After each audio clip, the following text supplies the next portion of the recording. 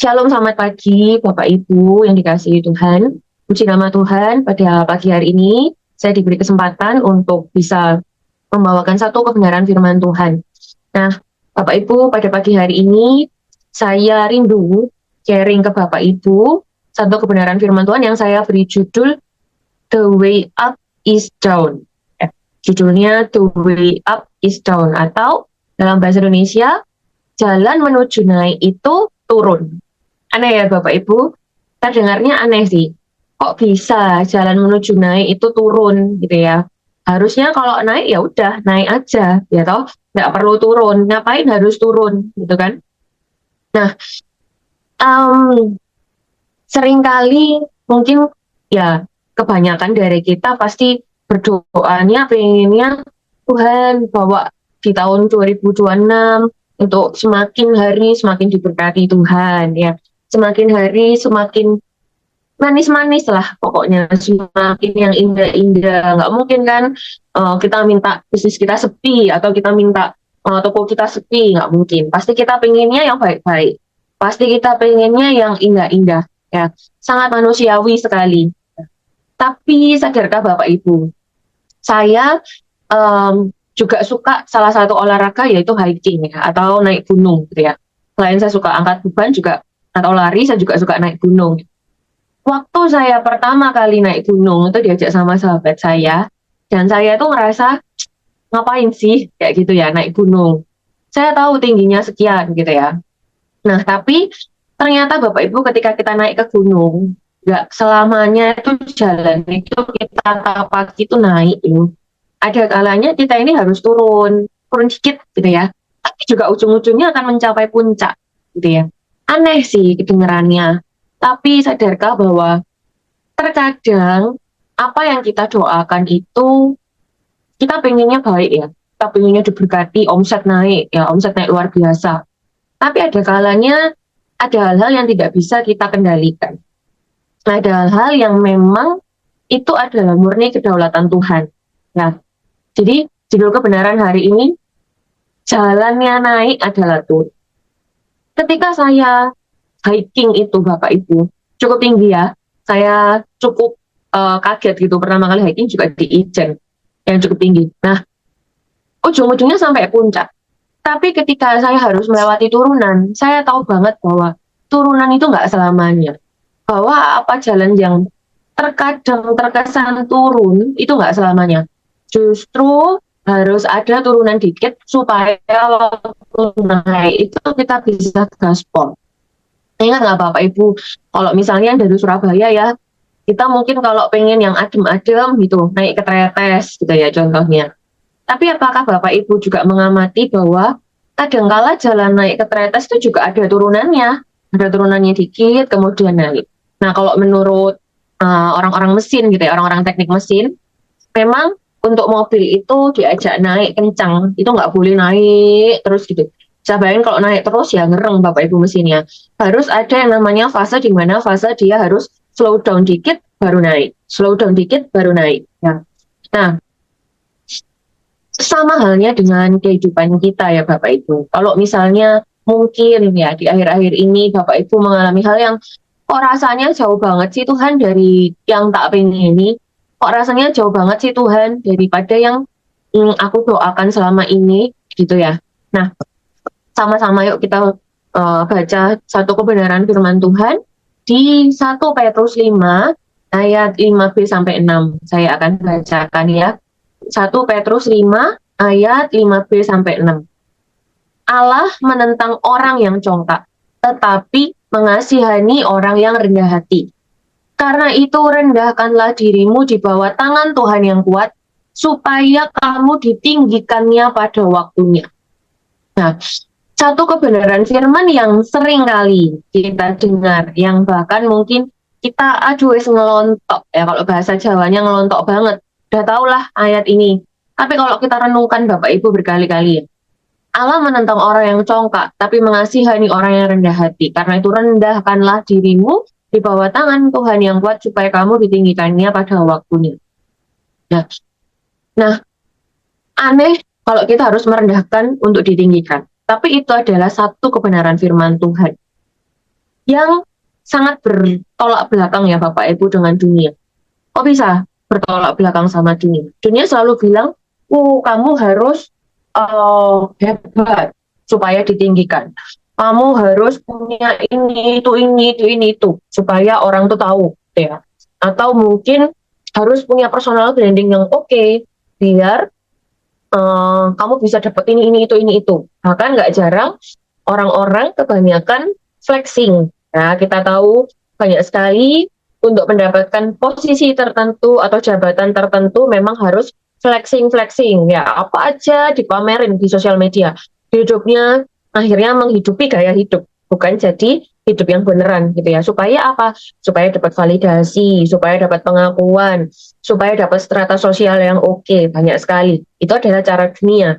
Tetapi kebenaran firman Tuhan hari ini yang kita pelajari, cara Tuhan justru turun. Cara Tuhan justru harus rendah dulu supaya mau ditinggikan. Ya, dunia membangun menara yang sampai ke langit. Ya, kalau kita tahu Babel. Semalam waktu saya sharing-sharing sama sahabat saya gitu ya, terkait dengan Babel, ya ternyata juga bukti bahwa kesombongan manusia, kesombongan bahwa dia meletakkan rasa amannya untuk membangun menara Babel. Khawatir, takut, kalau misalnya suatu ketika datang air bah lagi susulan gitu ya. Padahal udah jelas-jelas janji firman Tuhan itu Tuhan tidak akan lagi mendatangkan air bah. Betul ya Bapak Ibu, ketika Nuh membangun air bah itu, dan Nuh sudah berjanji. Tapi dasarnya manusia, kalau udah pinter, ya, itu udah melupakan Tuhan yang memberi kepinteran. Kalau udah sukses, melupakan Tuhan yang memberikan kesuksesan. Dasarnya manusia, pengennya akunya muncul, ya kan? Pengennya, oh ya, aku tuh bisa mendapatkan ini semua karena kekuatanku. Aku bisa dikenal orang karena kekuatanku. Tabunganku sampai TTT, ya itu karena kekuatanku, karena kepintaranku, karena aku kerja keras dan lain sebagainya. Apakah salah kalau kita kerja keras? Justru enggak ya Bapak Ibu. Ya, ora et labora, berdoa dan berusaha, betul ya. Tapi yang akan salah ketika kita mengambil semua kemuliaan itu untuk kita. Balik lagi, untuk apa sih sebetulnya kita ini kaya? Untuk apa sebetulnya kita ini pinter? Untuk apa sebetulnya kita ini diberkati oleh Tuhan? Kalau ujung-ujungnya hanya untuk memegahkan diri kita, nggak ada bedanya kita sama orang-orang yang sedang membangun menara Babel. Itu adalah dunia. Untuk naik, untuk mendapatkan pengakuan harus ini itu. Tetapi Tuhan memberikan contoh, Tuhan sendiri turun ke bumi untuk menyelamatkan dunia. Tuhan sendiri rela turun ke bumi untuk benar-benar mau tahu gimana sih manusia itu.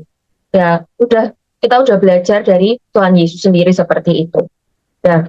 Lalu pertanyaan saya, kenapa kita harus takut turun? Sedangkan Tuhan sendiri sudah memberikan contoh kepada kita, anak yang tunggal diberikan untuk kita. Anak yang tunggal rela meninggalkan semuanya yang ada untuk kita semua.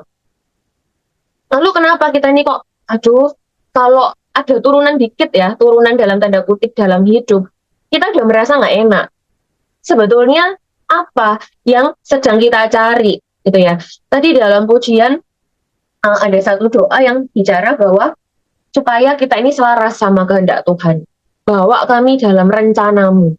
Ya, ketika kita sudah berani berdoa dalam kata-kata bawa kami dalam rencanamu, artinya kita juga sudah menyerahkan penuh kendali hidup kita pada Tuhan. Tapi apakah kita sudah sungguh-sungguh menyerahkan kendali kita pada Tuhan? Atau itu hanya lip service? Atau itu hanya, ya udahlah, lambi-lambi manis, niru-nirulah kalau ada hamba Tuhan doa seperti itu, tak contoh, tak inget, tak tiru, gitu ya.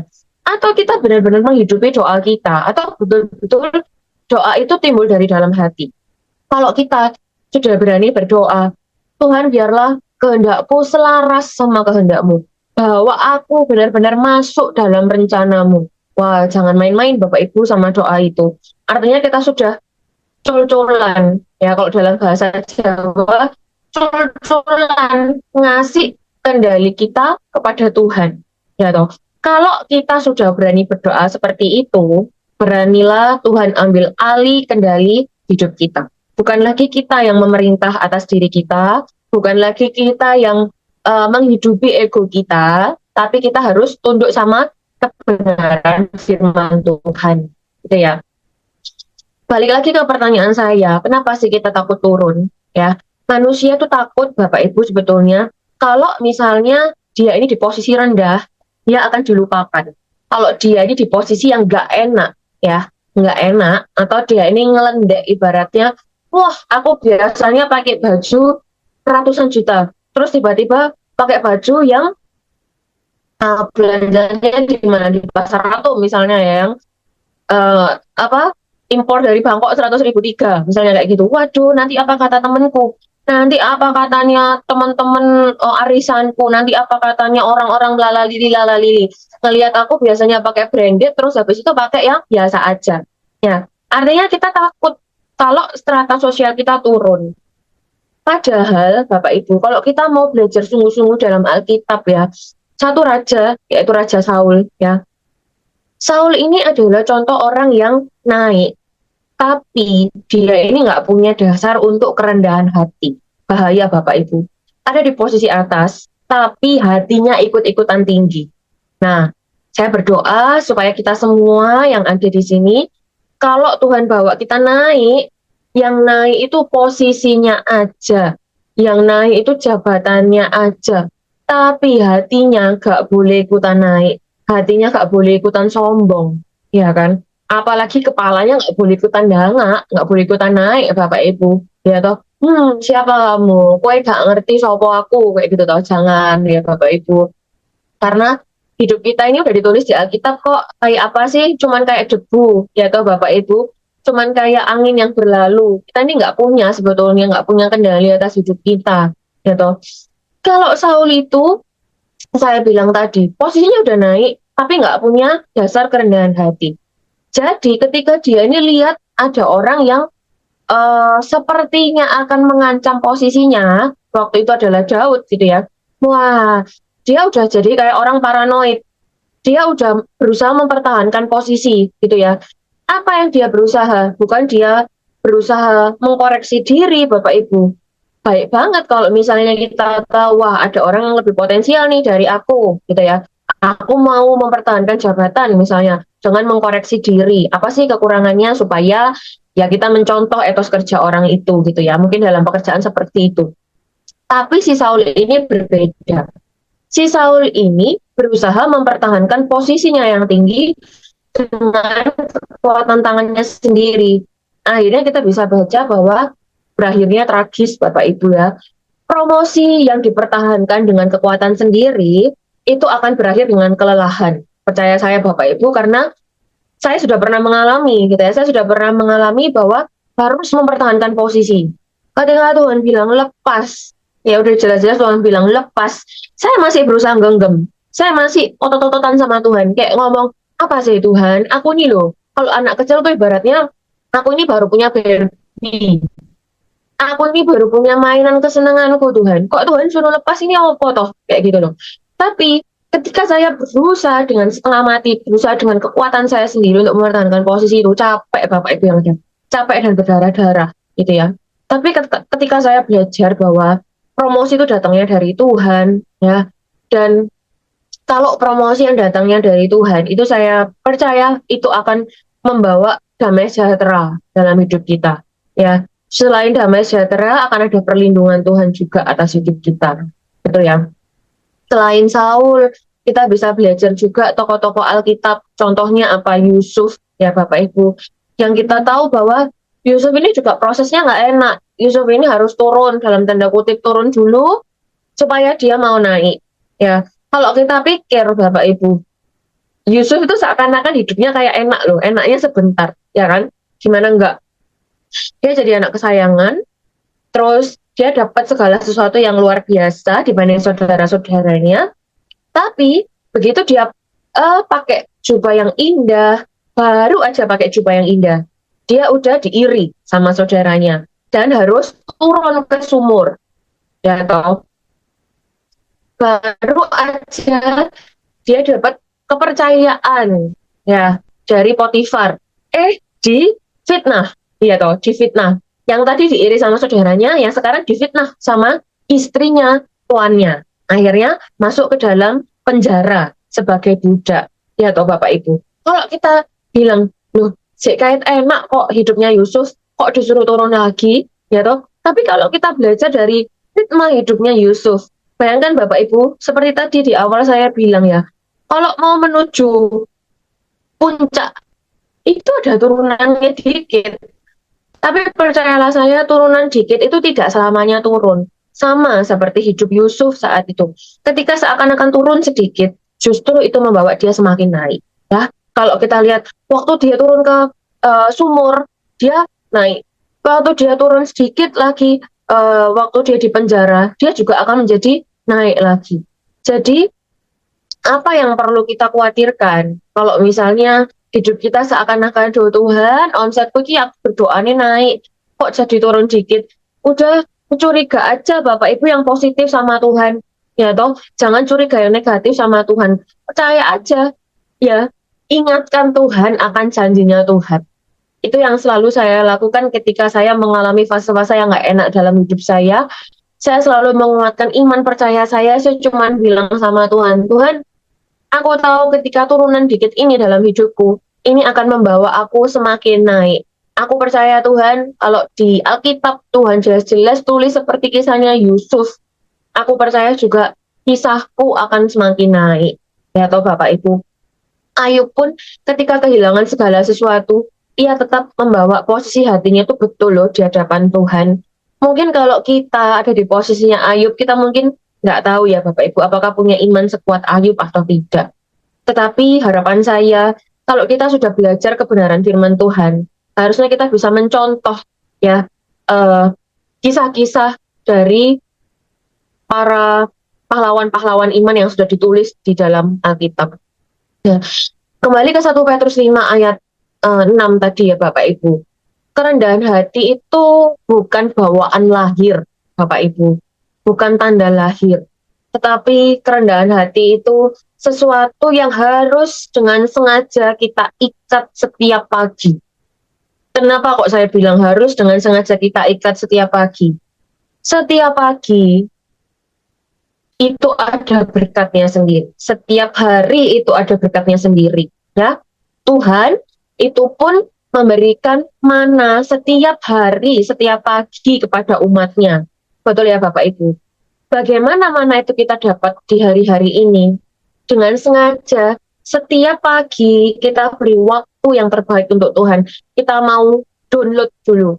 Kalau ibaratnya kita mau download dulu, apa sih yang Tuhan mau aku lakukan pada hari ini? Apa sih yang Tuhan mau aku kerjakan pada pagi hari ini?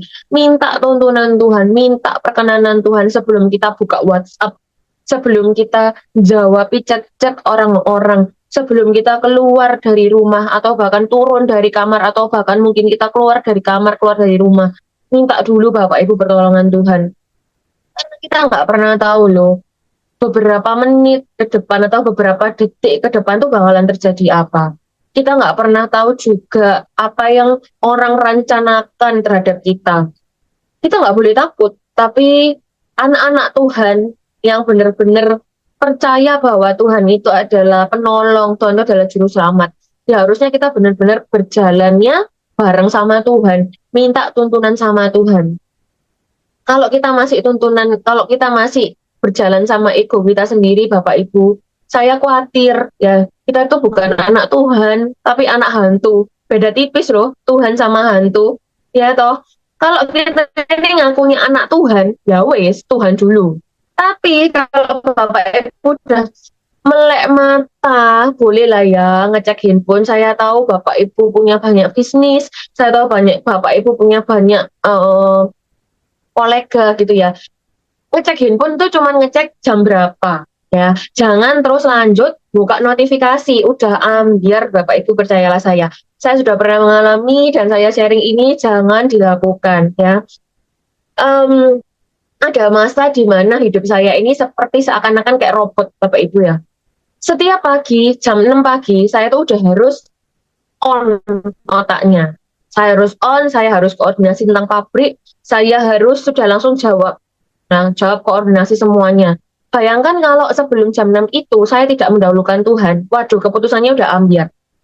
Dan banyak kali saya selalu karena capek, karena ini itu, yaitu kalau manusia udah dikasih berkat, kebanyakan lupa sama pemberi berkat. Ya toh, saya tidak lagi di posisi saya minta tuntunan Tuhan.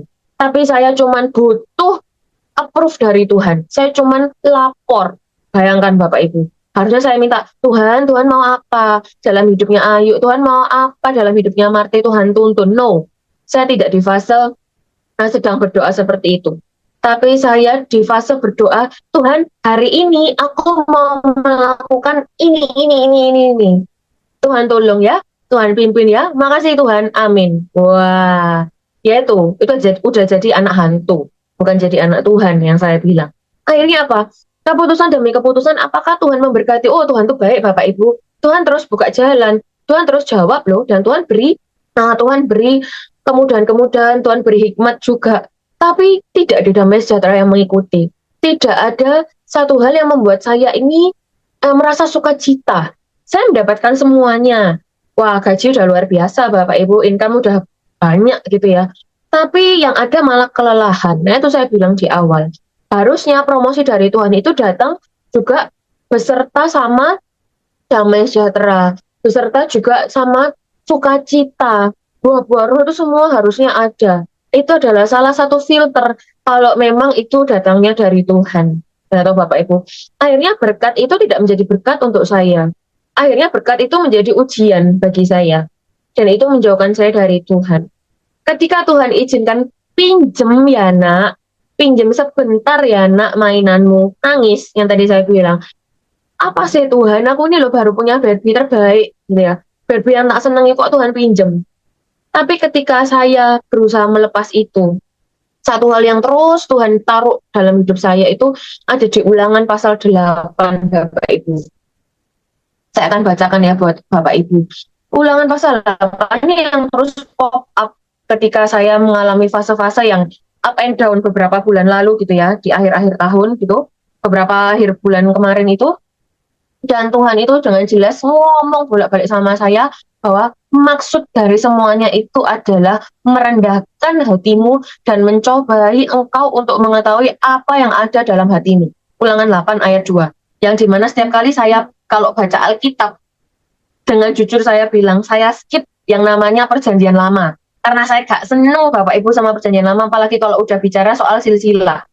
Wes ngantuk Tuhan, aku gak senang sejarah, karena aku anak IPA, aku maunya yang eksak, yang mikirnya tak. Nah, itu saya, ya. Tapi ketika Tuhan ngorai saya, ketika Tuhan ini berusaha membersihkan saya, oh ternyata baik Tuhan. Ya, Tuhan tidak pernah, Tuhan tidak pernah jahat, Tuhan tidak pernah salah. Hanya kadang kita aja yang salah mengerti. Ya, kalau kita udah salah mengerti, bersyukurlah kita kalau kita tahu bahwa kita ini salah. Ya, cepat-cepat biar kita ini balik sama Tuhan, balik sama bapaknya kita. Jangan terus-terusan sama hantu, ya. Yaitu terima kasih Ibu membantu. Nah, langsung semuanya itu untuk merendahkan hatimu dan mencoba engkau untuk mengetahui apa yang ada dalam hatimu. Sebenarnya apa sih yang ada dalam hati kita? Kalau yang tadi saya bilang, kalau kita ngikutin dunia, harus punya strata tertentu, harus punya barang branded tertentu untuk kita ini bisa diakui sama orang. Harus naik kendaraan tertentu, harus berliannya berapa karat. Kalau dari jauh gini, ya toh, kupingnya gini langsung kuincrong, ya. Atau berapa karat cincinnya, atau apa, waduh, supaya diakui orang dan lain-lain. Capek Bapak Ibu yang ada capek, gitu ya. Tapi hari ini kita belajar sama-sama dari firman Tuhan, bahwa ternyata kita harus merendahkan diri kita di bawah tangan Tuhan. Kenapa? Karena tangan Tuhan yang sama yang mendisiplin kita, itu juga tangan Tuhan yang sama yang akan mengangkat kita. Amin ya Bapak Ibu. Kalau hari ini Bapak Ibu berdoa di tahun 2026 ini, Tuhan angkat, Tuhan bawa tinggi, Tuhan jawab semua hal yang baik yang Bapak Ibu doakan. Tapi kok kenyataannya belum, tapi kok kenyataannya masih, tapi kok kenyataannya begini. Bapak Ibu percayalah bahwa kenyataan itu harus di bawah kebenaran. Yang harus kita junjung tinggi itu adalah kebenaran firman Tuhan. Ya, perkatakan Bapak Ibu, Tuhan kenyataannya doaku belum dijawab. Contoh, Tuhan kenyataannya aku belum dapat jodoh. Misal ya, saya berdoa seperti itu. Tapi aku tahu Tuhan kebenaran firman-Mu, Tuhan bilang nggak baik kok kalau manusia itu hidup seorang diri saja. Ya toh? Nah aku percaya Tuhan, hamba-hambamu juga bilang bahwa akan ada pasangan hidup yang terbaik yang Tuhan beri gini-gini. Saya selalu berdoa, saya selalu mengingatkan Tuhan akan janjinya Tuhan, akan firman-Nya Tuhan. Kalau dibilang secara daging, mungkin kenyataannya akan menakutkan ya Bapak Ibu. Apalagi saya di dunia kesehatan gitu ya. Kalau ngikuti dunia kesehatan, orang semakin berumur, apalagi wanita itu reproduksinya akan semakin menurun gitu ya. Sedangkan saya pengen punya anak berapa gitu ya. Terus kalau misalnya nikahnya tua Tuhan nanti gini-gini, ada Bapak Ibu kekhawatiran itu kadang dalam hidup saya. Tapi saya selalu mengingatkan Tuhan, kalaupun Tuhan nikahku telat gak apa-apa, tapi nikahku tepat, ya toh.